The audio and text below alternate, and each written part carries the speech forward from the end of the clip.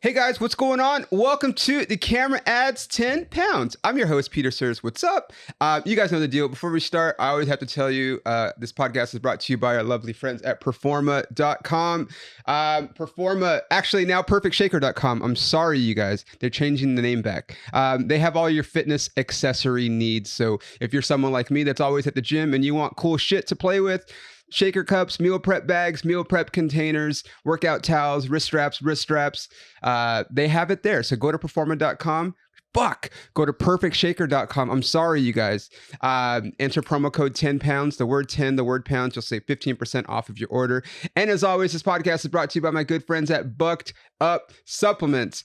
Guys, how old am I? I'm 43. I'm jacked as fuck. A lot of it is because I take Bucked Up supplements. You guys know about it. I talk about them all the time. If you're trying to lose weight, if you're trying to gain muscle, if you want to run marathons like your boy, go to buckedup.com, enter the promo code 10 pounds, the number 10, and the word pounds, and you will save 20% off of your order. You're welcome. All right, you guys, I've been talking about this for a while, and we're finally in.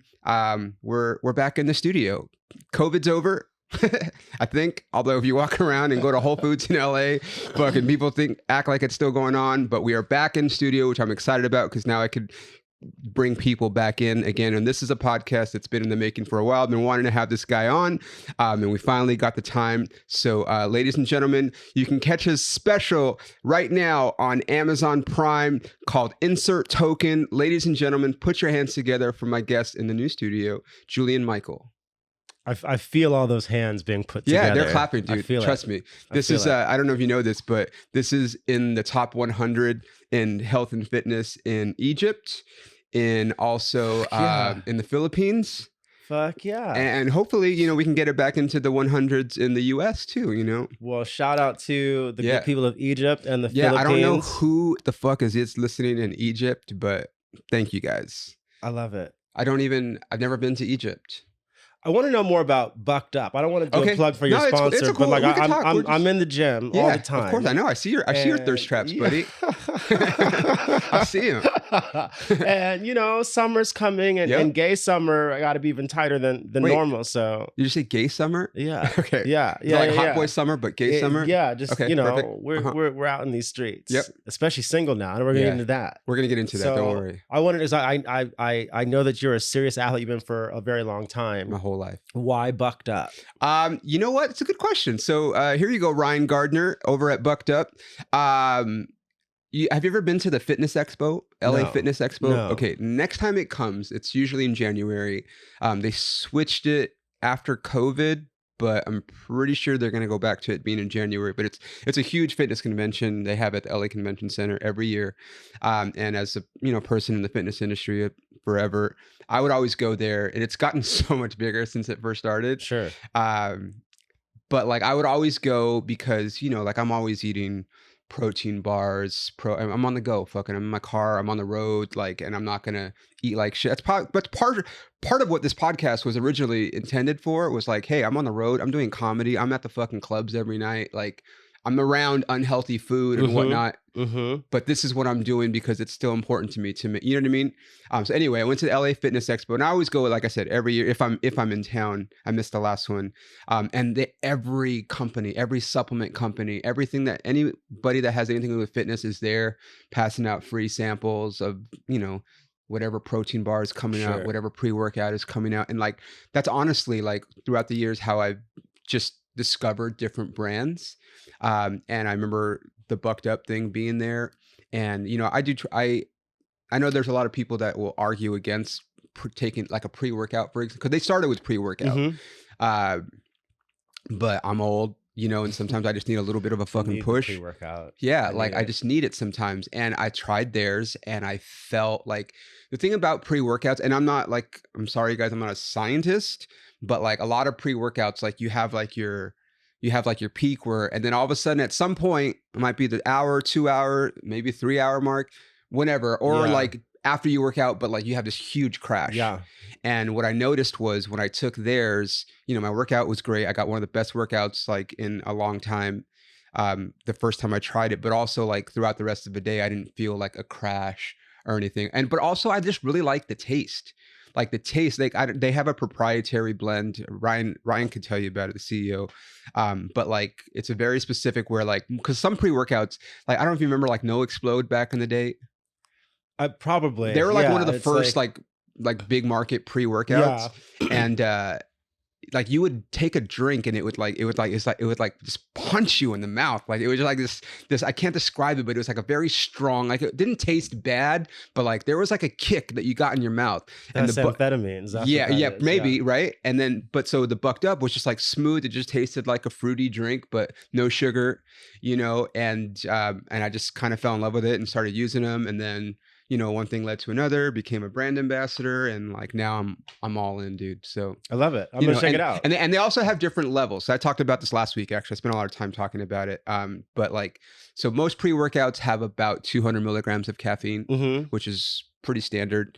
But they also have some people, they develop a caffeine tolerance, so they need to take more pre-workout, which is not advised, but Bucked Up has some formulas that have even more caffeine, like 300 milligrams for the people that need an extra. But also for people that can't handle caffeine, they have non-stimulants. So they have all the same ingredients that the beta alanine, the arginine, all the stuff that a pre-workout has, minus the caffeine.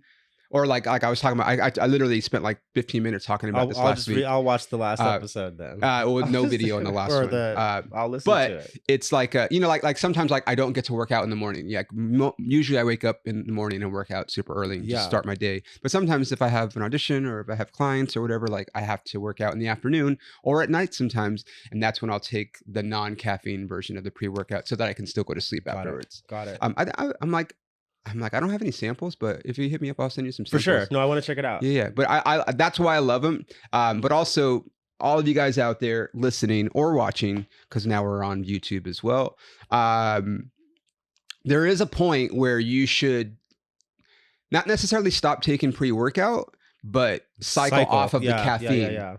Cycle off of the caffeine. So that's why I like that Bucked Up has a no caffeine version, because every 8 to 12 weeks you should take a week or two off of the caffeine, and that's where you don't have to worry about being one of those guys that like pre-workout doesn't do anything for me. It's like, well, yeah, you're taking in 500 milligrams of that's too much caffeine. So take a week or two off, and then you go back and you feel like a fucking animal. Like I love it. So awesome. That's why. All right, but they also have all kinds of other supplements too, like whatever you need, dude. They have. Sweet. Yeah. So, Julian, there's a number of reasons I want you on the podcast. One, I just like you. You know, it's the best reason. You're a good dude. I try to only have people that I like on here, unless it's somebody that I don't know, because then I think I might like them, and then you find out on the podcast that you don't fucking like them. And you're like, God damn it. But you know, we've done some shows together, for sure. Whatever.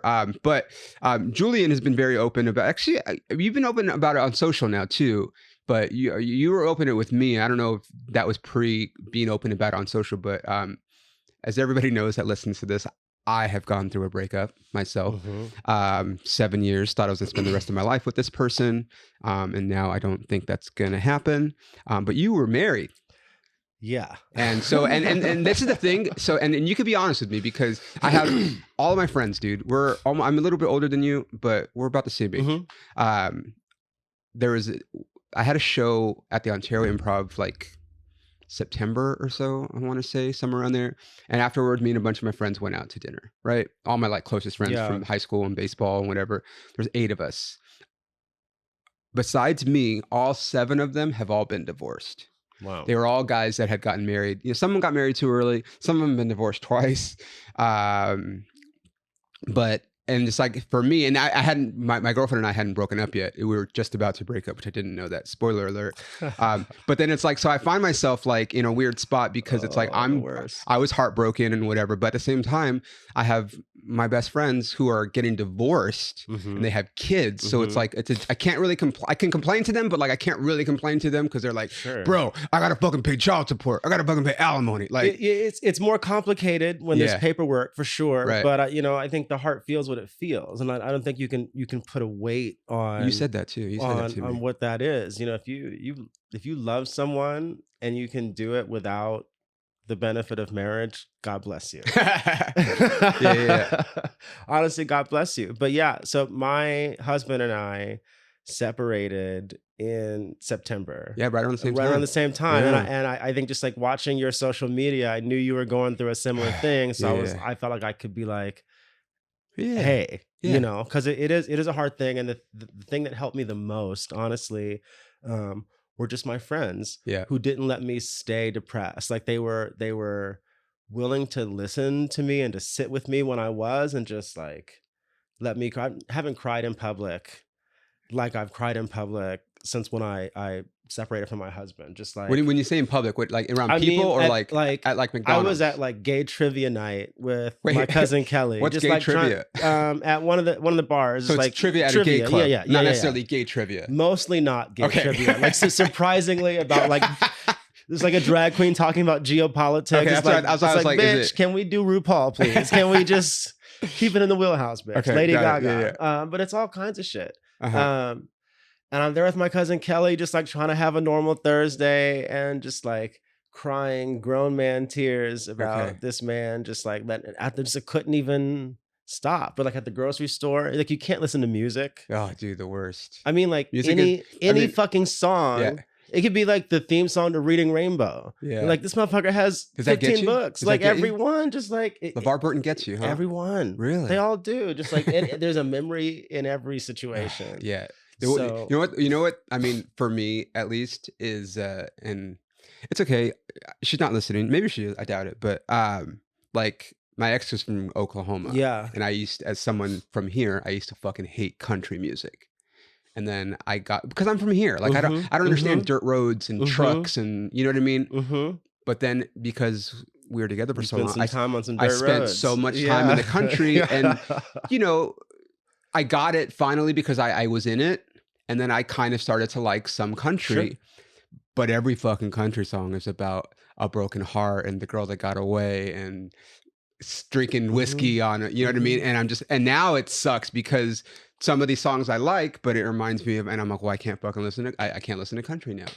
Well, also, I mean, country has to be sad. This is a tangent because white people can't make songs about happiness. We don't want to hear that shit. Like you True. own everything. Yeah. So your music needs to be a little bit depressed. Like I want to hear about your dog dying. I want to hear about your girl There leaving. are country songs about dogs dying. I want to hear that shit. What about like what about like times. Kane Brown or Jimmy Allen? You mean like these like gangster country rappers? They're black. Yeah. I mean, even more so. Look, God bless any black man in country because it's a doubly hard road. Oh yeah. And it's really just a matter of like you fucking like to sing and you have an accent and you picked up a guitar instead of a Kane Brown. I like Kane Brown. He's good. Yeah, all for it. Okay. All for it. I'm into some country too, but it really is funny. Like there's no such thing as happy country. No, I mean, I guess like I'm trying to think. I don't know all the dances, but like I've gone to country line dancing places, and I don't really listen to the words. But those seem to be a little bit more like. But yeah, I can't listen to country. That was an instructional Congratulations. video. So Beyonce's Renaissance album completely ruined for me in the breakup. That was like our summer bop. Just like that was the thing. We had Halloween costumes planned using Beyonce. Like I was gonna be Alien Superstar. It was gonna be a whole thing. And so like honestly, I haven't really listened to her much, which as a gay man is like a big change of lifestyle. And a black gay man. Right. If you're listening, Julian's black. If you couldn't tell, which not everyone can, but that's okay. Yeah, that's a different episode altogether. That's insert token. So it was very, very hard, but I had a lot of really good friends who just sat with me. A lot of people who have been through similar things. A couple who've been divorced. We were together for damn near 15 years. 15 years. Yeah, like we damn. We See that? I can't together. cry to you then. It's 15 years. But I just like I understand. Of course. And that's 15 gay years. Right. Which is like 30 straight years. Right. Basically. Easily. Yeah. Fuck. I'm sorry, man. So it just it was the kind of thing I think honestly where like it probably ended later than it should. So as much as it was sad, it was also I think a chance for both of us to just like reset. Yeah. We're finally at the point now where like we can kind of talk to each other as friends, like maybe send a meme every once in a Really? while. Okay, that's Yeah, good. like Yeah. just kind of there, and not to the point of I want to see you. Right. Um, um, but it's been a journey. It definitely Yeah. it's been a journey that is change. I can't say it has changed me. Well, I mean it has, but it Of is course. actively changing me. On stage and off. The way that I relate to people, the way that I talk. I mean, certainly if you listen to my album, it's a lot about being married I and know, dude. doing I was these. like, Yeah, well, that was one of the first things, and I was just, I don't, I like, I would say half of my act has something to do with us being together yeah. or my time in the And this is a country. really fucked up thing about being an entertainer, because you start having these moments of like, well, I can't break up with you because I'll lose 15 minutes. Right. That's not a normal thought Yeah. Well, we're process sick to though. have. We're very sick to be Comedians are doing it. sick. Yeah. Yeah. And for the comedians who might be listening to this, or people who are in similar fields, you know, who take the sort of the Taylor Swift mentality of creativity. Like you don't have to be in a situation that isn't working for you for your art. You actually don't have to Right. suffer for it. And if you're good enough, you can lose material Yeah. and find new material that's I true found of where you are. without even trying, like, because I have one of my merch shirts was I swiped white. And so I'm like, I can't even. But then at first I was like, I'm still doing this fucking joke. I'm just gonna say this is about my ex girlfriend. Mm-hmm. Um, and then I did a show, like I did an hour, and then I didn't do the bit, and I was like, holy shit, I can do an hour without Mm-hmm. needing to do it. Mm-hmm. I don't sell any shirts afterwards, but But you will, and you but can even sell that just same one with a different like tag on the back or right. something. I'm just like, There's or a I just start remix to it. date another white girl at some Yeah, point. there. They're my fucking kryptonite. God damn it. I honestly, there was a part of me, 'cause my husband is white too, my ex. What's with white people, Well, man? well, you know what it is? I'll tell you exactly what it is. There's a lot of them. That's all it is. Yeah, There's that's just true. there's so many, and it's so funny to me because like I'll be at a club or something now, I'll be out, and you see one of these just like cute little gays or whatever with so much attitude, and it's like if I turn around, I'm gonna see 5 more of you. Right. You don't get to have an attitude if Yeah. you're not special. And no attitude. No attitude. But there's But it's so LA. there's so many around. You have to make a real active choice to not fuck with white people. Have you been to the new Heart We Hope? Yes, And I have. It's you know, okay. you It's know not my favorite. my boy owns it. Your boy owns it? Lance Bass.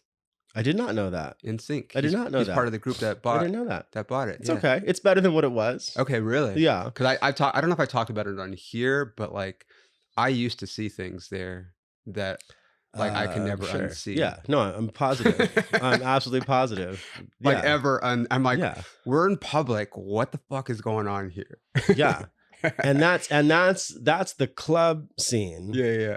There's a whole other circuit scene behind that Oh. makes the club scene feel like just like One of my buddies is a big I don't know, I guess sex addict. sure. But like he'll go to those parties with like the glory hole and like stuff, and like, or like you just go in and just join in. And I'm like, wow. Very, like, but you like pay to go to these things, and then it's like, all right, we're just all having sex with each other. It's very interesting. Yeah. Oh yeah. Yeah. Those happen regular. I went to an orgy one time and fucked someone that I'd fucked before. Oh, okay. And he was blindfolded. He recognized me by my dick. Like literally it was like a glove fitting. Hold on, we're gonna clip like this part right here at the 20-minute mark. Hold on. This is great. So and that's also I just tangent because we're talking about breakups. This is the best part about being gay. And having sex with other people is not cheating in gay. Being one episode ahead of RuPaul's Drag Race is unfaithful. So just so we're okay. So I definitely have been, you know. Oh, so this is when you were still married. So you guys had an open marriage. Yeah. Or whatever. Yeah. For part of our relationship didn't start there. Like we started like normal people. Okay. And then just you know, growing and exploring over the course of a decade and a half. Yeah. We tried things. We grew. Okay. So yeah, So yeah. I'm just I have to rewind. Yeah. So you went to a party where people were having orgies or they were blindfolded. Now you were not blindfolded. I was not. And I you were was like, oh, I walking fucked this around dude before. Yeah. And then you're just like, I recognized the ass. You hilarious. know, he's just like there. And then through penetration, he was like, Julian. It was like Cinderella with the slipper. Oh my God! Yeah. What a great story. Yeah. I wish I knew his name. Oh, that's the best. I wish I knew his name. Oh, that's give it up, dude. Good for you, man. Being gay is fun. Yeah. What can I say? I mean, being straight was fun. And then I thought I was, kind of done with all. And now I'm like kind of dating again, which is just weird because I feel a little old to be dating again, if I'm being honest. I talk about this on stage, but it's just like, and I met somebody that was age appropriate. Yeah. And I asked her a series of questions. Actually, I'm going to fucking read this because it just happened. We've been going back and forth, and I asked her, because it's a long story. First of all, hey, I'll fucking talk about this. I don't care. She was a pescatarian, which for me, everyone knows I love barbecue. Already, I'm like, this is probably not red flag. Yeah. This is probably it's not a red flag, but it's like an orange flag, because I'm gonna go to, I'm on the road. I go to fucking barbecue, or even, and so I'm like, okay, so that's gonna be a whole. Because I'm just thinking like, I don't need to casually date anymore. Like if I'm gonna date someone, it's gonna be like potential. I mean, I don't have to marry the person, but like potentially, like I'm fucking, And so then I was like, you know what? Let me just ask her. So I asked her if she likes baseball. Actually, let me tell you exactly what I asked her. Because I'm like, I'm not gonna fucking compromise. I said, do you like baseball? Do you like horror movies / haunted houses, mazes and such? Do you like pro wrestling? And then I say NSYNC or Backstreet Boys. And then she says, interesting questions. Are these deal breakers? I like horror movies, haunted mazes, and Halloween. I do not like baseball or wrestling. I do not listen to the Backstreet Boys or NSYNC. And I said, yeah, to be honest, a lot of deal breakers there. NSYNC and baseball are life. And then she's like, okay, no worries. I'm just like, okay, we're done with this. She's like, just to confirm, NSYNC is the boy band like Backstreet Boys. Like, yeah, dude, fucking yeah, obviously. Was the just to confirm supposed to be some kind of like dig? Was she trying to be shady in some kind of way? I don't know, because I was just like, yeah, it's only one of the biggest pop groups of all time. My future wife will also be a fan. She's out there somewhere. And that was the end of the text. But I'm like I said, it's tough dating anyway, but when you're older, it's even tougher, and I'm finding that. Yeah. So yeah, just it's just my dilemma. I'm at this phase, I am fully embracing my daddy era. That's where I am now. So I just like financially? Well, no, I'm not trying to be my sugar daddy. Okay. You got to bring your own sugar. Okay, it doesn't matter what's in my wall. You just have something. Like I'm happy to pay for the date. Okay. Treat you right, but like if you have expectations of me, I'm going to disappoint you on purpose. Got it. Oh, but I just turned 40, and this is the second year of my life, literally in 40 years, that I've ever lived by myself. No roommate, no partner, no parent, no nothing. Yeah. So I feel like I'm just learning how to be the man that I want to be. Right. Like this is my fucking zebra print rug. This is my shit. Like this is my shit. You say zebra print? Yeah. Oh yeah. Yeah. So I don't even want to be in, and it's so funny because you say you don't want something serious. That's as soon as you find it. So like I'm very open to what the world has for me. But like I'm specifically not trying to find the next. Yeah, it's just like I guess for me it's just I don't need to date, period. Yeah. Or casual, like when I was like in my 20s and 30s, like I did damage. Like I've done all that, and I'm okay with like being alone for a while. It's been I think like 8 months or something. And if someone comes along, great. But like if I'm talking to somebody and they don't have I'm just like, we're fine. Like I've had plenty of sex in my life, and I can have plenty of sex if I want. Why waste each other's time? Yeah. No, you know what I mean? I got shit to do. I definitely need to spend more time on being creative than I do on chasing pussy. Yeah. but I definitely need to also spend time chasing pussy too. Okay. That's where I am. Wait, are you fucking and girls just too? like, well, I mean, I fuck when I fuck, but Okay. like, so, I love this. I shit just happens. You Yeah, know, okay, yeah. I used to identify firmly as gay. I identify as queer now. Okay. I met a beautiful That's the Q in the that's the Q in the LGBTQIA plus. LGBTQ. I met a beautiful trans girl. We started um dating around and just kind of like, and that's been going well. That's been a fun Okay. thing. And that's definitely sort of opened my mind and horizons Right. to just like being open to things that might not fit into a certain box. Right. Well, I've asked this question and no one has been able to give me a straight answer. Yeah. So let's just say hypothetically, Mhm. Valentina Sampaio. You know who that is? No. That's the trans Victoria's Secret model. Okay. Who is, I like fucking with all my friends that are not quite as open-minded as I am. Yeah. I'm like, hey, she's hot, right? I'm like, they're like, yeah. I'm like, she was born male. Mhm. They're like, fuck. And I'm like, haha, I got you. But okay, so because I don't know, no one has been able to give me a right answer to this question. I hook up with a trans person, Mhm. a trans girl, Mhm. trans woman. Mhm. What does that make me? That makes you Peter, I think. That's the answer. It says it makes you whatever you want to be. Well, because here's the thing. If she identifies as a woman, then it can't even be gay. I think queer is I mean, she still has her boy parts. it doesn't matter what's between your legs. Okay. It's how you identify. Yeah. I think queer is this umbrella term that speaks not just to like the sex of it, but also like the culture of it, just like the sort of embracing of being kind of other. Yeah. Like it's not one set thing. Right. Like it literally is just like fuck the mainstream. Yep. If that resonates, then I think maybe it's queer, but like it could very easily be as straight as anything else, you know? If I have sex, and I have had sex with trans men as well, who had their original parts, and I'll just while we're on the subject, it's a beautiful, beautiful orifice. Yeah. But like it was very gay. Yeah. And just like it was what it was. So I think how you identify and how she identifies is the only thing that I like it. Really matters. I like that. I'm going to switch gears for a second because there's another reason that I wanted to have you on. There's a number of reasons. I like you. Did you watch Backlash? I did. What do you think? I did. Hold on. By the way, Backlash, as you guys all know, super into wrestling. I'm going to start talking about it a little bit on this fucking podcast because it's very important to me.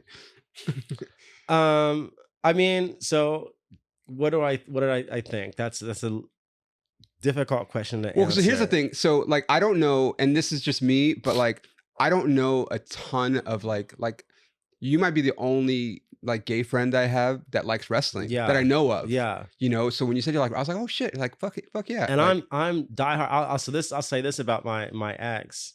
He is the one who like flipped the switch in my brain. That like this was also very homoerotic. Like I was in it as a kid for the stories and for like the heroes and villains of it. Yeah, of course, we all were. But I will also say, and this is relevant to your question about Backlash, the wrestler that I had the biggest crush on ever was Dashing Cody Rhodes. My boy. His younger era, just like smoke and mirrors Cody. You're like the Stardust. Before Stardust, when he was just being a pretty boy. Yeah. I was very, very in. Okay. So I have a soft spot for Cody. Backlash, I thought was a good show. I thought the crowd in Puerto Rico was exceptional. Have you ever cried watching wrestling? Because I cried watching fucking Backlash. Selena's like I don't think I talked about like I'm like this is as a performer. Yeah. Like as just to think just about that like moment to get that moment. Yeah. Yes. Which is so yeah. When early NXT.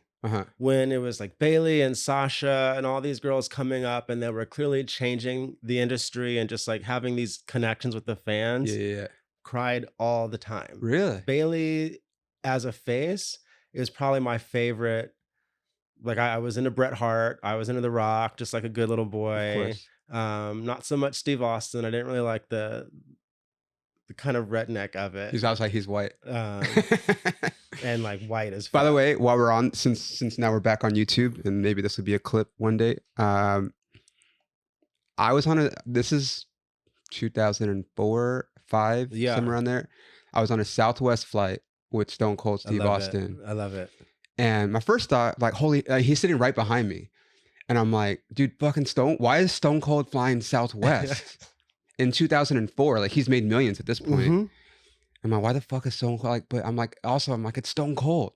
And I wanted to say hello. This is obviously before like fancy cell phones and pictures and whatever. Sure. So I want to be like, dude, I love Stone, like, you know what I mean? Like, hell, like all that, you know? Yeah. And then he fucking starts kicking. So this is before this show, just 2004.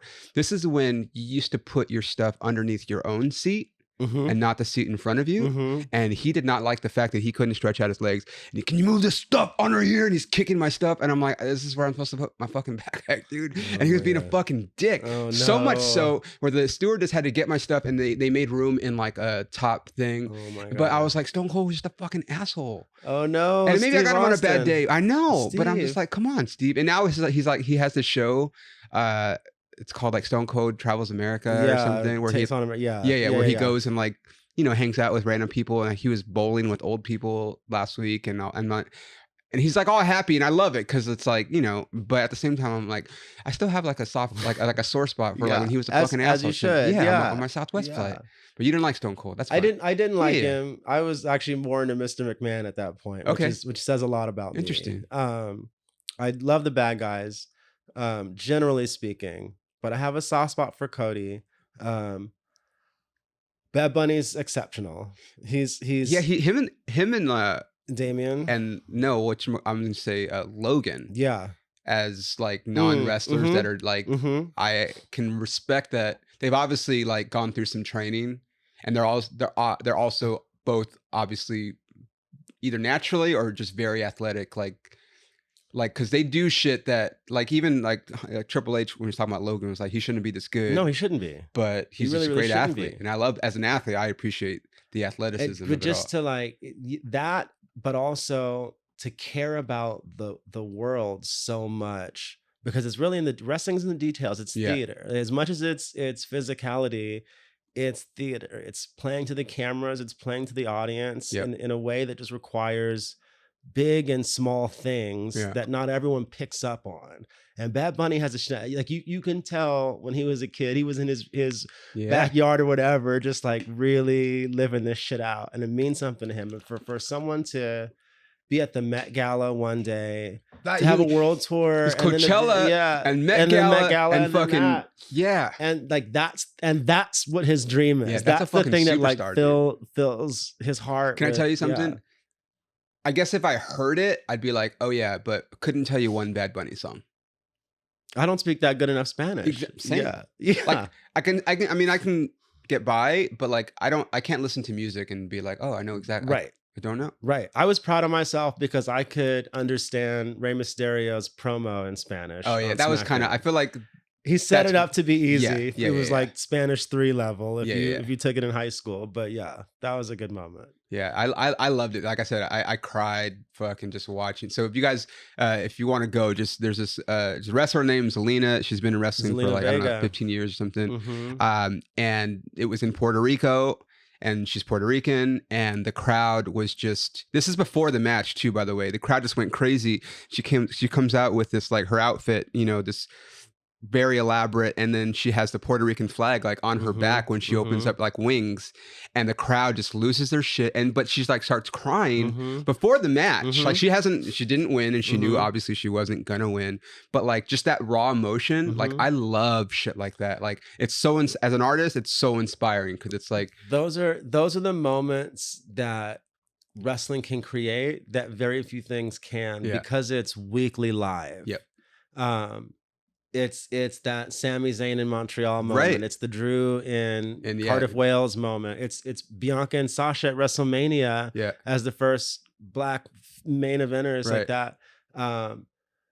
Wrestling creates these things. So I loved it from that standpoint. The reason I hesitated about how I felt about it, number one, no Roman Reigns. Well, yeah, we knew that was going to be the we case. know this, but like, I'm not a fan of Roman. Roman to me is the greatest of all time. We can No, talk about I mean, it. Statistically, I mean, but just like, it's the little things, and Roman is even influenced my comedy. really, Yeah. But I feel like we're at the point in the season, the wrestling season, where we're kind of light on story, and we're just sort of like treading time until we ramp up again till SummerSlam. Yeah. And I'm ready for things to start happening. Like the Bloodline storyline has been so intricate. And I'm just like ready for new, just like what is coming. And I didn't feel like we necessarily got that. We definitely didn't get it at Backlash. Yeah. For sure. We got it like a little tiny snippet, and then like on because that was when he was like, "I'm your brother," and he grabbed him, and so you see like, but then they kind of hold it, they all kind of hold hands at the end, and we're like, all right, something's coming. We've been knowing something was coming, but it's just like, come on, it's fucking. I'm tired of them jobbing out Omos. I'm tired. Dude, hey, we saw him at the like convention center that we went. That obviously he's huge. It's indescribable how big he is. I've seen Shaq in person, and he's bigger than Shaq. Way bigger than Shaquille. And you're just like, and that's why I was actually excited to see Brock fight him, because I knew Brock would be able to lift him up to some extent. Yeah, but he should have. Omos should have beaten Brock at WrestleMania. This is my whole thing. If Omos beats Brock at Mania, then we got to think about where Brock Lesnar is now. His last two shows, he kicked Bobby Lashley in the nuts because he couldn't get out of the Hurt Lock. He lost to a giant. Yep. So like, who is Brock now? Brock is a desperate man. So now when he attacks Cody, it actually makes sense because Brock is worried about his spot. Like, he can't do this anymore. Right. So he's lashing out at Cody. We don't have any story for why Brock beat up. We still haven't got it. We still don't have any story. Not one promo, nothing. Not one promo. And that smacks to me, frankly, of Vince McMahon. Yeah. And that just, it's all the story. The more time that you take to make me invested, the match can be shit. Yeah. If it's heavy on well, that's what I say. Like, because I got my brother got me into like AEW too. Yeah. And what I always tell people is like, what WWE is the story, the drama, and AEW is actual like wrestling, like the wrestling part of it. Like I dislike AEW, and I respect it. Yeah. I dislike it because you have to sell. You have to sell moves to me. But wrestling, WWE is like an epic fight sequence in a movie. Yeah. AEW is like playing Street Fighter or Mortal Kombat, it's just like all these guys have a sick move set. Some of them bleed like animals. Yes. But like, how do you take a triple power bomb 1 minute and then you're just like walking around the next? And you have to sell me stunt something. after stunt It's after just stunt, stunts. dude. But I do like that because it's like, because they don't have quite the storylines that WWE does. I need the story. Separate. Yeah, that's fair. But back to what I was saying about Roman. If you really pay attention to the way he works in this run, especially as being this mega heel, what he's done is slowed down and gotten softer. Roman almost never raises his voice. Roman is never in a hurry. The pacing for Roman Reigns is different than any other pacing on the show. Yeah. And so whereas someone like Ricochet has to go, let me flip around 500 times to get your attention, Roman will make you wait for 5 minutes for him to walk in the entrance. Yeah. And just that anticipation. Well, that in the what was it? Where did he fucking fight Sammy? What was in Montreal. But what was the Elimination Chamber? Elimination Chamber. Same thing. Like the beginning of the match. It was like 10 minutes before the match even started. You're just like, okay. That moment creates an aura around him for sure. That's untouchable. And I think about that when I'm on stage, whereas a lot of people, it's like, okay, let me just like jump around. I don't have Cat Williams energy. I don't have Kevin Hart energy. I'm not going to jump around. I'm actually going to get a little bit quiet. I'm going to speak a little bit slower. I'm going to draw you in to what I have to say and just like really try to create something you want to acknowledge. Yeah. For lack of a better word. I like that. I talked about this before, but I do like I'm very high energy on stage, but I also do like the moments where I I feel like 5, 6 years ago, like I would just keep going, keep going, keep going. Whereas Mm-hmm. now, like I'm much more comfortable and just stronger on whatever. But like Mm-hmm. there are those moments where I will slow down, let the joke settle, Yeah. like sit in the silence. Yeah. Yeah. Because when you're new though, you're like you just want to you want the noise and the laughs, but like there's also something in the silence because then you know that you have them listening and they're waiting for whatever the fuck you're gonna say next, and you're like, oh yeah, like I fucking like boom, dude. Let the audience be on the journey with you. If you're dialed in, this is just comedy advice, I guess.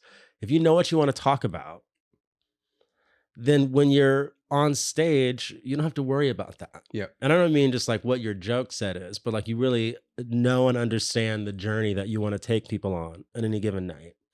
Then you can just be in the room with them and just let this shit settle and sit how it hits and just be more present up there. Yeah. Because I mean, we all have our our sets and whatever, but like there is something to just being present. To like if someone just does their set and doesn't acknowledge anything or what, you're just like, come on, dude, like it's not real. Yeah, you're not. It's being not like, real. Just, Be here in this room. Not wherever you were before. Or whatever. You know. Absolutely. Yeah. Absolutely. There's two people and there's a bar behind. Like, don't just try to do your jokes. Like, fucking talk about the fact that no one's everyone's talking right or yeah, something. what is you know what I mean? There's some way to connect personally with the people who are there, whatever size of that room, but you have to just listen to the room to be able to do sure. You grew up here, which born and raised Loyola High School. What high school? Loyola. Yeah. Oh, that's the all boys school. Yeah. And I was in the closet at an all boys Catholic school. No way. Go figure. Yeah. One of my old clients was a teacher there for a long time. Oh, for sure. Maybe I don't know how long. You know, he's about our age, so maybe not when you went there. But his name's Melvin Robert. He was an anchor on Spectrum. Okay. But I don't really watch, like before I had Spectrum, like you just turn on fucking Spectrum and it would default to their news station. I'm like, no, don't do that. Like leave it on ESPN or MLB Network where I fucking left it live. Don't put your news station on. But I'd be like, oh, Melvin's on there. Hilarious. But he's a gay man, but he was in the I'm gonna do it a disservice, but like something like Gay Men's Choir. The Gay Men's Chorus of Los Angeles? There you go. That's the one. Yeah, sure. He's in that. Or he was. I don't know if he still is, but shout out to Melvin Robert. What's up, buddy? But yeah, he taught there for a while. Cool. Yeah. So you commuted all the way from so I lived because you live like on the west side, right? No, I lived like midtown, then sort of south central ish. Okay. Like Venice and Crenshaw type. Oh, okay, not too far. Yeah, so that was I caught the number 33 bus to school every day. Oh wow. Not the school bus, like the actual public bus. transit. Yeah. Oh wow. Yeah. Like all high school? All my life. My mom has never driven a car a day in her life. So really? I grew up in the city, poor as fuck, riding the bus from the time I was a baby to the time I left. Yeah. Wow. Yeah. That's crazy. Yeah. Your mom raised you single mom. Single right? mom. I know, because you talk about your dad not being around on stage. And what's interesting, my dad has resurfaced in my life because of comedy. Really? He just like showed up at a show one time. You talk about that. Yeah. It was traumatizing at first. Right? Yeah, I hadn't communicated to this man. Right. But he was on my Facebook fan page. Decided I'm just gonna pop into a show. He popped in, being real extra, like dressed full African garb, just like African garb, Wakanda. Like Wakanda shit is this, and we are. If you don't use it on stage, you better, dude. I do. Okay. I do. Yeah. No one is African in our family. Like, right. I mean, if you go far enough back, I guess we all are. But like, he's Belizean. He showed up with a fucking gift basket, like real crinkly like plastic. Yeah. Okay. Yeah. A gift basket. Yeah. I guess like, sorry for disappearing, dog. I don't know. What's in the gift basket? It was coasters. There was a salt and pepper shaker. There was like a throw blanket. Okay, interesting. I think some like little chocolates or something. So I guess my next question would be: do you think that he bought the basket and all the stuff was in it already, or that he put the things in there? I know for a fact that this man did not Okay. plan one of those things that Okay. was in the basket. Now maybe his lady did. She seems like the type who might color coordinate some shit. Okay. But it was definitely too much and definitely at the wrong time. They showed up late and loud. Oh no. And just like to the point where you know, it's one of those shows like the comedians were also sitting like with the audience. Right. So everyone turned and all the attention in the room goes to them. And one of my friends is on stage and she's like trying to talk to them and figure out what the fuck this weird situation is. They don't know that they don't know anything. You don't know either. I know. Oh, like you know. I Okay, look at him and I know this motherfucker. Like that's your dad. I see my own face staring back at me. Like I know.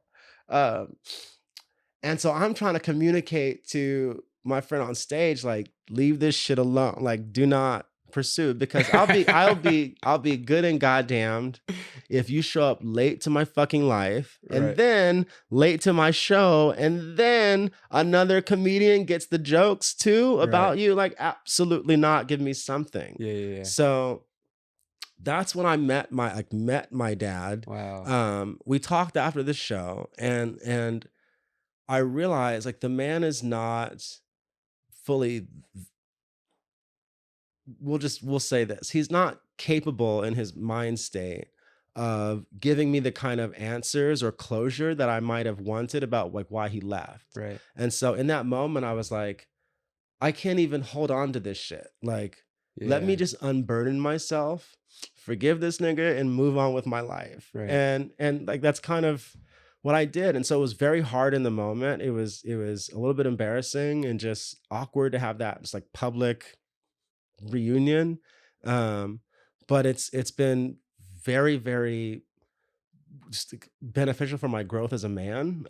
And as a comedian, and just like I don't give a fuck about a lot more things because I've gone through that and because I can lay that burden down. Like I turned out okay. Yeah. And maybe that's because he wasn't there. Certainly it is in part. So like, it's good. He came to another show recently. I didn't know this motherfucker just like shows up. And so he lives local? He's local. Oh, yeah. shit. Yeah. This is crazy.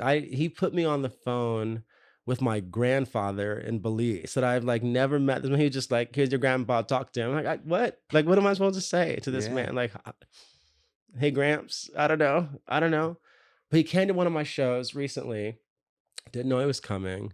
And the joke I was closing with is a bit I've been doing about how sometimes I get called daddy on these apps, but I've been getting called dad, which is a very different feeling. And it ends talking about like my deadbeat dad. And then like I see him in the audience as I'm like leading into this joke. I'm like, oh God, like here we are. Like here we are. So I did the joke. He loved it. He's fine. He didn't care. So like now, I don't know how much he's actually like paying attention to the words or just the laughter in the room.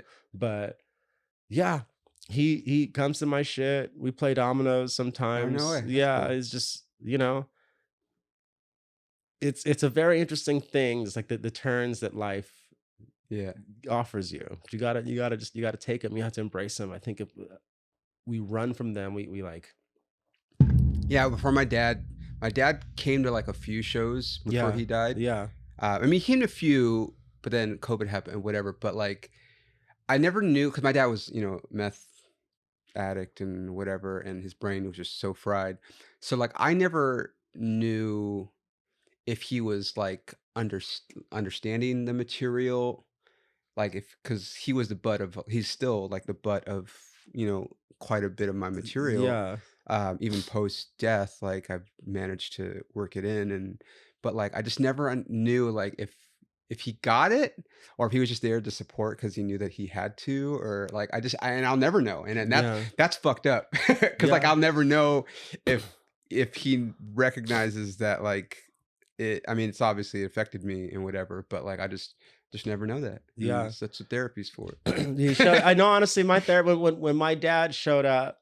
I was, I obviously had to talk to my therapist about it, and she was like, "Well, okay, so now you have a choice, Yeah. right? So you can look at this man as the deadbeat who like wasn't there for however many years, or you could look at this man as the guy who laughed the loudest in the room for at least one night in your life. Like, what will make you happier? Yeah. Forget about what he deserves. What would make you happier?" And I was like, "Well, fuck." Yeah. I can do that. Yeah. And that's a choice. What I had to do. My mom does not come to my shows. My Really? mom, she Ever? came one time. She came once. It was too vulgar for her. Okay. And she'll like, I found this out. I was having dinner with a friend of hers, and she was like, I guess my mom had emailed her a clip of something that she had found of mine, and was like, "Can you pre-watch this and let me know if I should watch it That's funny. or not?" And that's great. That's great. Like Yeah. she was there to support me in more ways than that. I don't actually need her on stage. Yeah. But for it does feel good for that my dad has showed up, that he takes Yeah. pleasure in being in the room. There's also like for me too, like as my dad got older, it was like because my dad and I have been through some shit, but like once he got older and his brain, it was just like kind of was just like I can't really like the shit that I have with him is like always gonna kind of be there, But like it's also like he was just kind of older, and I couldn't like it's just different. He wasn't the same like younger asshole. He was just like Yeah, a sad old he man can't at the answer end. he can't answer the questions that you have Yeah. at that point. Yeah, it's just like but for me, it's like at least you like. I mean, he's still in your life, kind of, and it's like you can choose whatever relationship you want, And that's exactly right. yeah. Like I'm old enough to not need him for anything. So Yeah, when I feel like playing dominoes, I can give him a yeah, I like call that. and keep it I have to moving. ask you a pressing question Yeah. because I've asked a couple people. So as you may or may not know, I'm half Creole. Mm-hmm. You know that? No, but I do now. Half Creole. So over like the last, I'd say like 2 years, I've been meeting a lot of my cousins that I've never met before. Like I have cousins in like Louisiana. Sure. A lot of cousins in Louisiana. Like that's where my grandparents were from, is Louisiana. So I have a lot of family there, East Coast, whatever. A lot of black cousins. Yeah. Like a lot of them. And I've asked them if I can say the N word, and they can't. They're like, I mean, you could say it around us, but and I'm This like, is the eternal question. and This it's is the funny eternal because question. I would, but my thing, I would never, like, I would never. But like the fact that like some people who don't have any lineage at all, like I don't know, you started working cruise ships, right? Yeah. And I was supposed to start, and then there was an incident where the guy was a white dude on stage using the N word in his act, and they kicked him off the thing, and then they put a hold, Carnival at least, put a hold on bringing on new comics because of this one fucking guy. And I'm like, dude, I'm an eighth Creole. I'm like actually somewhere between an eighth and a quarter, whatever that number is. Fucking 3/8 is maybe what it is. That's what I am, Creole. That's what. So I could, but I won't. I would never. So okay. So a few things. First of Yeah. all, shout out to the good folks at Vakaya, the cruise line that I worked for. Working on a gay cruise is so different. Oh, it's a gay cruise. Yeah. Oh, my way God. different. Oh my God. I opened every set with "Who's seen my dick?" That's great. Very, very different. Yeah.